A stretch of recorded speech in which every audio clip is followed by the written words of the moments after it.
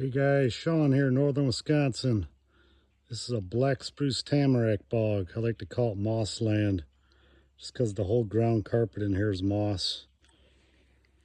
Check out this cotton grass growing in here. A lot of cool species in here. Got some Labrador tea here. This is another one that could also be made into tea. And you got some wild blueberries growing here. They're not ready yet, but come late summer they will be. A lot of cool plants in the bog. Check out this moss. You can see it's like a sponge. Take care, guys. Have a great day out there. Catch you on the next video.